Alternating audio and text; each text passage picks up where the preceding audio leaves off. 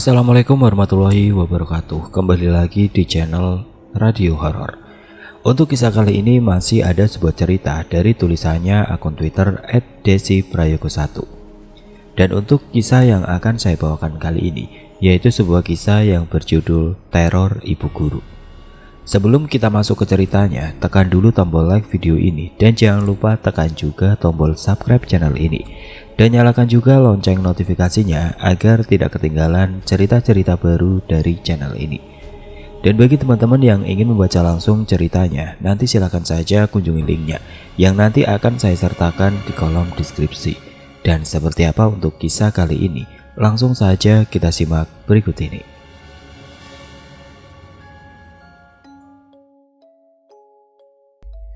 Aku jamin pasti kalian sudah baca dari judulnya. Ya, Ibu Guru. Kesempatan kali ini kita akan mengangkat sebuah cerita tentang sosok salah satu ibu gurunya narasumber. Pertama-tama gak afdol rasanya kalau kita belum kenalan dengan narasumber yang bernama Sania, tapi bukan Minyak. Sania baru saja lulus SMA dari salah satu sekolah menengah atas yang ada di Jawa Tengah. Belum lama ini salah satu guru Sania dan kebetulan juga wali kelasnya pada saat kelas 10 SMA meninggal dunia dalam sebuah insiden penjambretan oleh seorang begal. Gurunya Sania ini kita sapa saja dengan nama Bu Ila.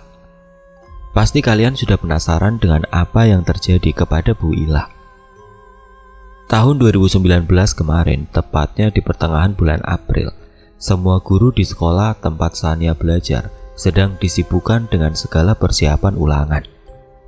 Mulai dari kelas 10 sampai kelas 12, tidak lama lagi akan menghadapi ujian akhir semester, yang menandakan bahwa ujian tersebut adalah persyaratan wajib bagi mereka bisa naik kelas atau tinggal kelas.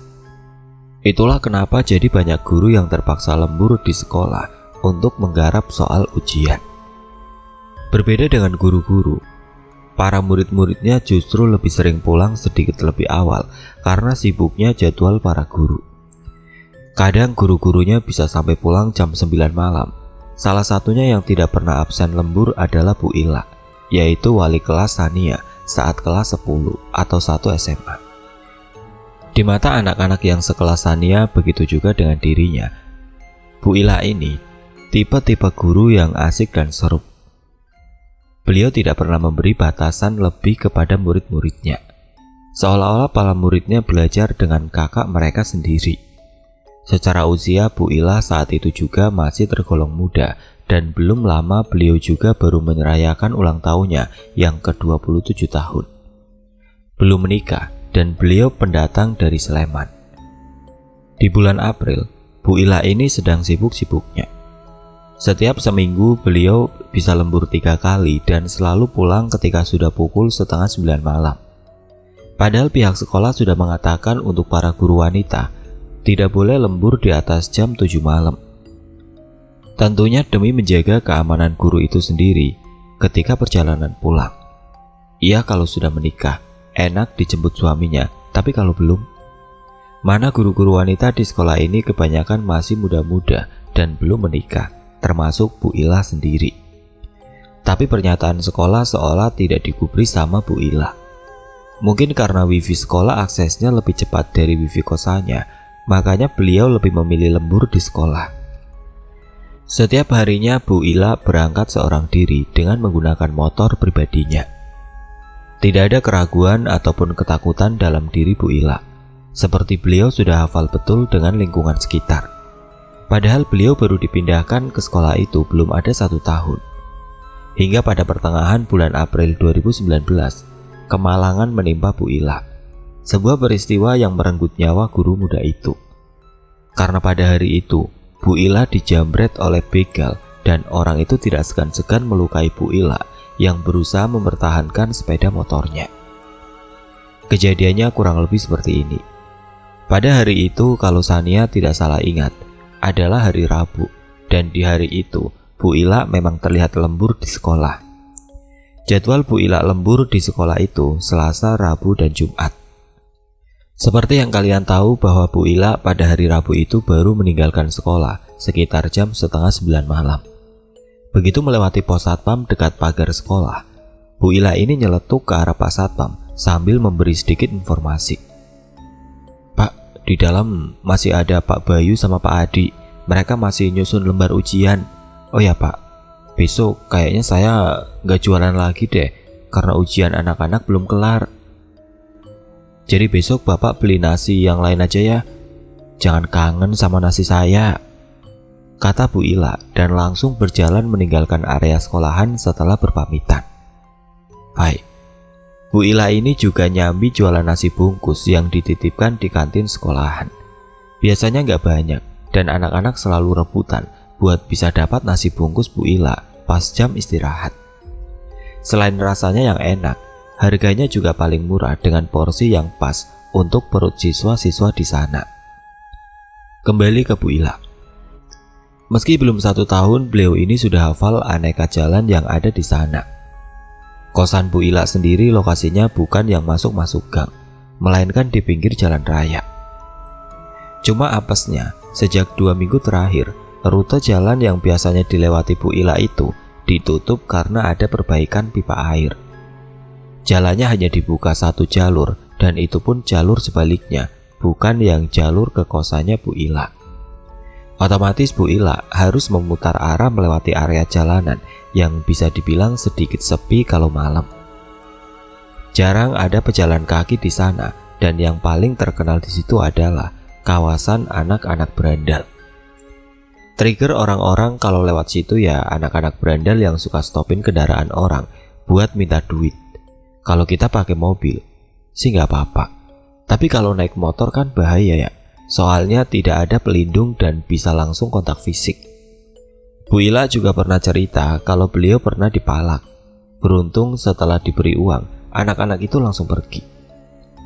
Bu Ila sendiri berpikir untuk pindah kos yang dekat-dekat sekolahan kalau andai pembetulan pipa itu masih lama. Sayangnya niatnya itu belum sempat terlaksana karena 2 orang begal telah membunuhnya. Ini saya tulis berdasarkan kesaksian salah seorang tersangka yang diketahui oleh Sania. Dan Sania memperoleh informasi ini ketika ada salah satu guru lainnya yang menceritakan kepada anak-anak di kelas Sania. Jadi ceritanya seperti ini. 2 orang ini sebenarnya sudah mengincar Bu Ila dari lama, sejak pertama kalinya Bu Ila melintasi jalanan tersebut. Yang 2 orang ini incar itu adalah sepeda motor Bu Ila. Dan katanya mereka waktu itu awalnya sama sekali tidak ingin menyakiti Bu Ila. Berhubung saat itu Bu Ila memberontak, naluri beringas mereka secara spontan langsung balik melawan Bu Ila dengan jahat. Gimana gak jahat? Mereka cowok 2 dan preman, sedangkan Bu Ila cewek seorang diri pula.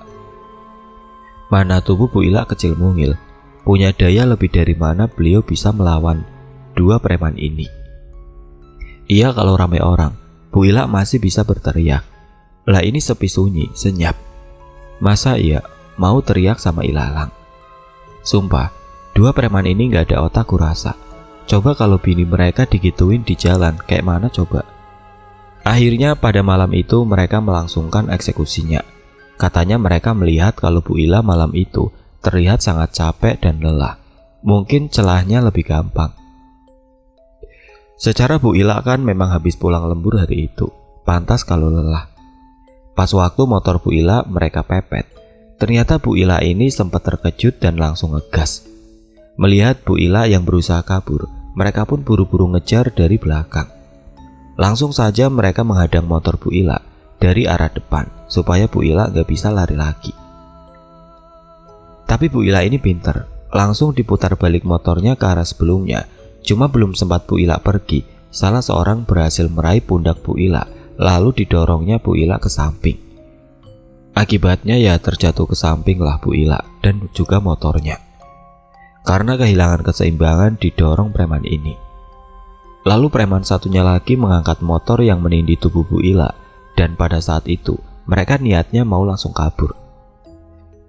Belum mereka kabur, Bu Ila ini langsung bangun dan dia tonyor kepala preman yang bawa motornya pakai helm yang beliau pakai. Preman itu marah, kepalanya ditonyor-tonyor sama Bu Ila. Lalu preman itu turun dari motor dan menggeret tubuh Bu Ila ke sisi jalan. Sebenarnya temannya ini sudah mengingatkan agar orang itu tidak sampai main tangan sama Bu Ila. Tapi sepertinya preman itu seperti sudah kesetanan melihat Bu Ila. Preman ini langsung mendorong Bu Ila sampai jatuh ke tanah dalam posisi terlentang. Tiba-tiba preman ini duduk di atas kedua paha Bu Ila, dan dengan tega preman ini memukul berkali-kali wajah Bu Ila, memakai kepalan tangannya yang besar itu. Bu Ila sempat melawan dan menangkis pukulan si preman. Apalah daya, tubuh Bu Ila yang mungil jelas kalah kuat sama preman ini. Tubuhnya langsung lemas dan wajahnya babak belur. Bu Ila sempat sudah kehabisan energi untuk melawan preman-preman itu lagi. Preman ini melihat Bu Ila menangis dan memohon agar tidak diajar lagi. Bahkan Bu Ila mempersilahkan mereka untuk membawa motornya pergi tanpa melaporkan ke kantor polisi supaya beliau tetap dibiarkan hidup. Awalnya preman ini setuju dan dia langsung bangkit berdiri. Entah kenapa tiba-tiba preman ini langsung kembali lagi menghampiri tubuh Bu Ila, tapi kali ini dengan membawa seperti pisau kecil di tangan kanannya. Dan tanpa banyak pertimbangan, preman itu menusuk leher kiri Bu Ila dengan pisau yang ada di tangannya sebanyak 2 kali. Sampai-sampai preman satunya lagi terkejut melihat aksi temannya tersebut. Barulah setelah itu preman ini memberikan instruksi kepada temannya itu untuk segera menjauh dari lokasi, sembari membawa hasil rampasan motor milik Bu Ila. Sedangkan Bu Ila dibiarkan sekarat di tempat itu seorang diri hingga meninggal dunia. Barulah keesokan paginya sekitar jam 06.00 waktu Indonesia Barat, tubuh Bu Ila ditemukan oleh seorang ibu-ibu yang hendak pergi jualan di pasar. Ibu-ibu ini langsung histeris dan melaporkan kepada warga sekitar mengenai jasad tubuh Bu Ila yang sudah kaku di tepi jalan. Polisi pun turun tangan dan mengungkap penyebab kematian Bu Ila. Sampai polisi menyimpulkan bahwa Bu Ila meninggal akibat dibunuh pada saat beliau dirampok di jalan itu pada malam hari. Polisi langsung gencar mencari pelaku yang sudah mereka pastikan lebih dari 1 orang. Sedangkan jasad Bu Ila dibawa ke rumah sakit dan setelahnya baru diserahkan kepada keluarganya yang ada di Sleman untuk dimakamkan. Akan tetapi kematian Bu Ila tidak hanya meninggalkan duka bagi semua orang yang mengenalnya, tapi juga menyisakan teror dari arwahnya yang bergentayangan di sekolah. Padahal tempat kematiannya bukan di sekolah. Lantas kenapa arwahnya malah menghantui semua orang satu sekolah? Sekarang sudah saatnya kita masuk ke teror-teror yang diterima oleh semua orang di sekolahan ketika mereka bertemu dengan sosok arwah yang diduga itu adalah arwah Bu Ila. Teror pun dimulai. Teror pertama tentu dialami oleh anak-anak di kelas Sania. Sepeninggal Bu Ila, mata pelajaran bahasa Indonesia digantikan sama guru anak kelas 11 dan 12. Kebetulan untuk bahasa Indonesia di sekolah Sania memiliki 2 guru. Bu Ila hanya mengajar anak-anak kelas 10, sedangkan Bu Yosi adalah guru khusus anak kelas 11 dan 12. Nggak tahu kenapa ada perbedaan seperti itu. Yang jelas sistem mengajar keduanya berbeda. Kalau Bu Ila condong lebih suka membuat suasana kelas aktif, tapi kalau Bu Yosi lebih suka suasana kelas yang disiplin. Dalam artian minim interaksi, jadi semacam yang boleh berbicara pada saat pelajaran di kelas hanyalah guru yang mengajar, dan para murid diminta untuk diam sambil memperhatikan. Semua anak satu sekolah sudah hafal betul sama perbedaan itu. Bahkan anak-anak kelas 11 dan 12 kadang suka iri kepada anak-anak kelas 10 perihal guru bahasa Indonesia yang super asik, beda dengan guru mereka. Pada saat itu, ibu kepala sekolah meminta Bu Yosi mengajar sementara di kelas 10. Datanglah Bu Yosi ke dalam kelas Sania. Ketika Bu Yosi melangkah masuk, tidak ada satu orang pun yang berani membuka mulut. Semuanya siap dengan buku mereka masing-masing. Terus Bu Yosi duduk di kursi guru dan mulai mengeluarkan materi yang akan diajarkan. Tetapi Bu Yosi tiba-tiba terlihat menundukkan kepalanya dan tidak berbicara sama sekali. Lama sekali Bu Yosi nunduk dan sempat membuat semua anak khawatir. Berkali-kali mereka memanggil nama Bu Yosi, tapi beliau tidak bergeming sama sekali. Hingga tiba-tiba beliau mengangkat kembali wajahnya dan memandangi satu persatu anak-anak yang ada di kelas itu dengan berkata, Ibu tulis soalnya ya. Nanti seperti biasa, siapa yang bisa menjawab dengan cepat, ibu akan bagi coklat koin. Siap ya semuanya. Bu Yosi lantas berdiri dan berjalan ke arah papan tulis. Beliau menuliskan satu pertanyaan yang bertuliskan, kalian kangen ibu apa tidak? Kan aneh ya, apa yang mau mereka kangenin dari Bu Yosi? Kan beliau ada di depan mereka semua. Anak-anak ini justru terkejut, bukan hanya dengan kalimat pertanyaan yang ditulis Bu Yosi, melainkan juga sama gaya bicara Bu Yosi. Karena kata-kata itu selalu diucapkan sama Bu Ila ketika pertama kali masuk kelas dan hendak mengajar. Setiap anak yang berhasil menjawab dengan cepat, Bu Ila selalu membagikan coklat koin berbungkus emas kepada muridnya. Kalian tahu kan coklat koin? Sedangkan Bu Yosi nggak pernah memberikan pertanyaan, apalagi so asik di depan muridnya. Belum selesai mereka keheranan melihat tingkah Bu Yosi hari itu. Tahu-tahu Bu Yosi ini seperti kejang-kejang di depan papan tulis. Panik anak satu kelas dan tidak ada yang berani mendekat ke arah Bu Yosi. Sania langsung mengajak temannya yang bernama Tara untuk melaporkan kejadian ini kepada Bu Kepala Sekolah dan guru lainnya. Sepanjang Sania dan Tara melewati lorong demi lorong, seakan seperti ada yang mengikuti mereka dari belakang. Angin kencang tiba-tiba menghadang dan gak tahu datangnya dari mana. Padahal pohon-pohon yang ada di luar sekolahan sama sekali tidak bergerak sedikit pun. Tidak lama kemudian dua anak ini sampai di depan pintu ruang Bu Kepala Sekolah. Tara pun mengetuk pintu Bu Kepala Sekolah dan mereka dipersilakan masuk. Saat Tara hendak membuka gagang pintunya, tiba-tiba dia menjerit, "Astagfirullah!" Sania kaget dan tanya, "Kamu kenapa?" Tara hanya menjawab, "Gagang pintunya dingin banget, San," sambil menggesek-gesekkan kedua telapak tangannya. "Kalau nggak percaya, coba kamu aja yang buka," imbu Tara. Ya sudah, akhirnya Sania yang buka. Tapi Sania malah merasa biasa-biasa saja dan tidak seperti yang Tara ucapkan. Tara dan Sania saling pandang kebingungan. Tanpa pikir panjang mereka langsung masuk. Pas di dalam mereka buru-buru menceritakan semuanya. Kini mereka kembali ke kelas bersama Bu Kepala Sekolah. Lah, yang jalan paling akhir itu Sania karena dia harus tutup pintu. Pada saat Sania tutup pintu, ekor mata sebelah kanannya seperti melihat ada sosok perempuan berdiri di pojok lorong dekat ruang Bu Kepala Sekolah.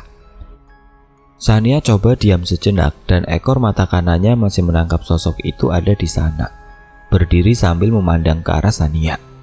Langsung Sania menoleh ke arah kanan dan ternyata tidak ada siapa-siapa di sana. Dia pun buru-buru berlari mengejar Tara dan Bu Kepala Sekolah yang jalan lebih awal. Sampai di depan kelas ternyata sudah ramai. Guru-guru lain juga ikut berkumpul di depan kelas Sania. Ada satu orang guru agama Islam yang mencoba menenangkan Bu Yosi dengan segala bacaan surah-surat pendek.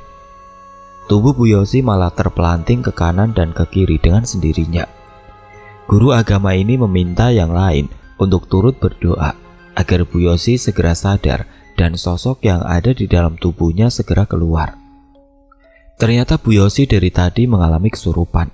Tapi kesurupan apa? Banyak rumor yang mengatakan kalau Bu Yosi kesurupan arwah Bulia.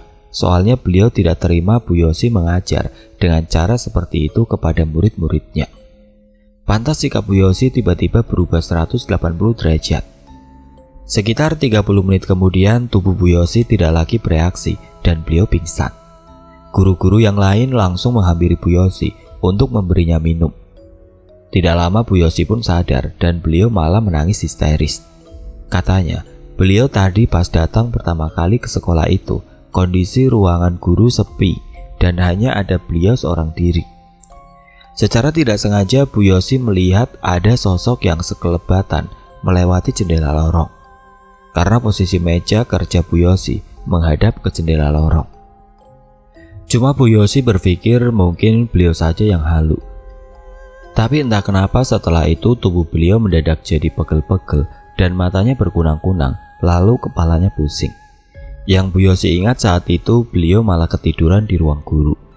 Tahu-tahu beliau bangun sudah ada di dalam kelas Sania dan tubuhnya terbanting ke sana kemari sendiri.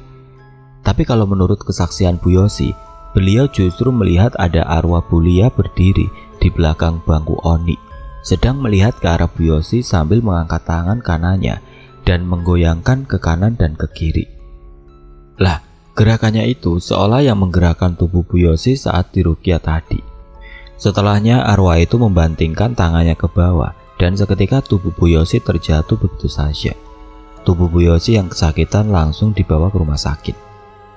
Beruntung tidak ada luka serius dan hanya ada sedikit memar-memar di lengan kanan juga kiri Bu Yosi. Teror selanjutnya dialami sama Pak Adi. Masih ingat kan guru yang sering lembur bareng Bulia di semasa hidupnya? Salah satu guru itu adalah Pak Adi. Berhubung Bu Yosi masih sakit dan lembur ujian Bu Ila belum selesai, akhirnya Bu Kepala Sekolah meminta Pak Adi untuk melanjutkan. Pak Adi pun menerima permintaan Bu Kepala Sekolah dan mulai lembur, menggarap tugas yang harusnya dikerjakan sama Bu Ila. Hari itu Pak Adi putuskan untuk lembur bersama dengan 2 guru lainnya. Mereka berkumpul di ruang guru sembari memesan makanan dari GoFood. Ternyata pekerjaan Bu Ila ini jauh lebih banyak dari perkiraan Pak Adi, yang membuat beliau harus pulang paling akhir malam itu. Ketika 2 guru lainnya sudah selesai dan berpamitan pulang, kini tersisa Pak Adi di ruangan guru sambil ditemani musik dangdut yang ada di laptopnya. Awalnya Pak Adi tidak merasa ada yang aneh dan biasa saja seperti malam-malam sebelumnya. Beliau melihat ke arah jam tangannya dan jarum jam sudah menunjukkan pukul 8 malam. Pak Adi sempat nyeletuk. Kok tumben anyep ya? Sembari menyeruput kopi hitam pesanannya. Pak Adi berusaha secepat mungkin menyelesaikan pekerjaannya supaya segera bisa pulang. Takut istrinya terlalu lama menunggu di rumah dan malam itu adalah malam Jumat. Kurang 4 soal lagi selesai, gumam Pak Adi. Tiba-tiba Pak Adi merasakan hawa yang begitu dingin. Angin malam waktu itu tidak seperti biasanya. Beliau langsung ambil jaket dan memakainya. Beliau mulai merasa tidak nyaman dan mengaku ada yang sedang mengawasinya. Masalahnya di tempat itu tidak ada siapa-siapa selain beliau. Beliau mencoba untuk kembali fokus menatap layar laptop dan tahu-tahu muncul suara yang berbisik dari telinga kanannya. Berucap, "Pak, jawaban ABC-nya kebalik. Itu ABC untuk jawaban nomor 26. Kan yang Bapak tulis soal nomor 27. Kaget Pak Adi di situ. Beliau langsung berdiri dan menoleh ke arah kanannya, tapi beliau tidak melihat siapapun. Cuma beliau melihat tanaman palsu yang ada di sebelah kanannya, daunnya bergoyang sendiri, seolah baru saja disenggol sama seseorang. Pak Adi gak pakai aba-aba dan langsung keluar meninggalkan sekolah. Pak Satpam yang melihat Pak Adi keluar sekolah dengan raut wajah ketakutan, mencoba untuk menghampiri. Tapi Pak Adi malah nyelonong keluar pagar sambil bergidik menatap ke arah lorong lantai 1. Yang mana lorong itu adalah lorong menuju ruangan guru. Tempat tadi Pak Adi dibisikin oleh seseorang. Pak Adi tidak mau berasumsi kalau itu suara Bu Ila meskipun mirip. Beliau terlihat takut dengan sebuah kenyataan kalau ternyata itu memang suara Bu Ila. Pak Satpam ini kebingungan dan melihat ke arah lorong yang dilihat sama Pak Adi. Kalian tahu, Pak Satpam juga langsung ambil motornya dan keluar sekolahan sampai gak sempat gembok pagar. Katanya saking takutnya sampai gak kepikiran. Untung gak ada maling masuk malam itu. Kalau ada, bisa dihukum habis Pak Satpam ini karena lalai dalam tugasnya. Lah, Pak Satpamnya takut kenapa? Soalnya beliau mengaku melihat ada sosok perempuan berdiri di lorong itu dengan pakaian yang bersimbah darah. Yang membuat Pak Satpam lebih takut lagi adalah sosok hantu itu persis sekali sama sosok Bu Ila. Karena pakaian itu persis sama pakaian Bu Ila terakhir kali berbincang sama Pak Satpam sebelum berpamitan pulang. Kalian ingat kan yang di awal cerita? Kalau aku di posisi Pak Satpam itu langsung pingsan. Sayangnya, terornya masih ada satu lagi, dan tentunya kita pilih yang enggak kalah serem. Pada hari itu, kelas Sania selesai pelajaran olahraga, dan biasanya siswa putri akan berganti seragam di toilet. Otomatis mereka harus mengantri. Sania, Tara, dan Yuri mendapat giliran yang terakhir. Sania itu memiliki kebiasaan nyanyi saat di kamar mandi. Kalau dulu waktu Bu Ila masih hidup, beliaulah yang kerap menegur Sania. Seakan momennya itu selalu pas. Ketika Sania di kamar mandi, Bu Ila pun juga ada di kamar mandi. Bahkan Bu Ila ini sampai hafal sama Sania gara-gara kebiasaannya itu. Pasti kalian juga sudah tahu kan, kenapa Sania ditegur nyanyi waktu di kamar mandi. Bagi sebagian orang itu hanyalah mitos. Tapi bagi Bu Ila, yang orang Jawa, hal tersebut bisa dibilang pamali. Aku sendiri juga nggak tahu sih kebenarannya seperti apa. Soalnya aku juga pernah, bahkan sering nyanyi di kamar mandi. Pernah juga sih waktu enak-enak nyanyi ada yang nyaut. Pas tak intip, lah kok bujuku dewe. Lah, berhubung Yuri itu sudah di pucuk Katulistiwa alias udah kebelet pipis, Yuri mengajak Sania dan Tara di kamar mandi lantai 1. Soalnya di kamar mandi lantai 2 itu masih ada 2 antrian lagi. Tapi Sania menolak. Alasannya kamar mandi lantai 1 lampunya temaram dan Sania nggak suka. Akhirnya yang pergi hanya Tara dan Yuri. Sedangkan Sania masih antri di kamar mandi lantai 2. Tunggu demi tunggu, antrian terakhir di kamar mandi lantai 2 sudah selesai. Dan kini tinggal giliran Sania seorang diri yang masuk. Seperti biasa, mulut Sania ini langsung refleks nyanyi aneka lagu kesukaannya. Selesai ganti baju, dia berjalan ke arah wastafel untuk cuci muka. Cuci muka pun, Sania masih sambil nyanyi-nyanyi. Waktu lagi enak-enaknya ngebilas sabun muka, tiba-tiba ada yang ngomong dan suaranya berasal dari salah satu bilik. "Jangan nyanyi-nyanyi di kamar mandi, pamali." Sania di situ kaget dan buru-buru menyelesaikan bilasannya. Siapa tahu ada guru yang masuk atau siapa gitu. Soalnya dia dari tadi sendirian di situ. Matanya juga tidak bisa melihat dengan jelas karena sabun mukanya belum bersih dengan sempurna. Saat semua sabun di mukanya sudah hilang, Sania langsung celingak-celinguk melihat ke arah 3 bilik toilet yang ada di belakangnya. Ternyata ketiga pintunya semua dalam kondisi terbuka. Sania mencoba berpikir positif. Oh, mungkin tadi ada orang cuma sekarang udah pergi. Sambil membereskan bajunya dan itu pun dia masih sambil nyanyi-nyanyi. Tapi kali ini Sania ditegur bukan hanya dengan suara, melainkan pakai gebrakan pintu bilik nomor 3. Langsung Sania terbirit-birit keluar kamar mandi karena kaget. Jadi bilik nomor 3 itu beneran gebrak-gebrak sendiri. Padahal jelas-jelas nggak ada orang selain Sania. Waktu dia sudah keluar kamar mandi, Sania langsung keinget memori-memori sebelumnya, yang mana satu-satunya orang yang menegur dia saat nyanyi di kamar mandi itu cuma Bu Ila. Lantas tadi itu suara siapa? Apakah suara Bu Ila? Entahlah. Yang jelas Sania langsung lari ke arah kelasnya dan dia melihat Tara juga Yuri sudah ada di bangkunya. Sania langsung menceritakan kejadian yang baru saja dia alami sampai terdengar anak satu kelas. Semakin hebohlah teror tentang arwah Bu Ila di sekolah ini. Ajaibnya, teror itu perlahan-lahan menghilang saat semua anak selesai dengan ujian akhir semester mereka dan alhamdulillahnya tidak ada yang sampai tinggal kelas. Teror arwah yang diduga semua orang adalah arwah Bu Ila itu kini sudah tidak pernah terdengar kembali. Mungkin bisa jadi tugas Bu Ila sebagai guru memang benar-benar sudah selesai ketika melihat semua muridnya sudah naik kelas 11 dengan nilai yang memuaskan. Soalnya kan Bu Ila meninggal ketika tugas ujian anak-anak belum selesai dan mungkin arwahnya belum tenang. Itu karena ingin memantau semuanya baik-baik saja. Meski begitu sekolah Sania tiba-tiba berubah jadi angker walau teror arwah Bu Ila sudah meredup. Ada yang aku ngelihat penampakan pocong di koridor dekat ruang bu kepala sekolah lah. Ada juga yang melihat arwah 2 anak perempuan sedang berlari-larian di lorong-lorong perpustakaan. Bahkan ada yang ngaku dilihatin sosok perempuan di dalam kelas 10 yang tanpa kepala. Serta banyak lagi penampakan hantu-hantu lainnya yang ada di sekolah Sania. Semuanya itu hanya berupa penampakan semata, bukan yang melakukan kontak fisik maupun membuat seseorang kesurupan. Jadi bisa dibilang aman-aman saja. Karena sejatinya bangunan manapun pasti ada penunggunya, apalagi bangunan sekolahan.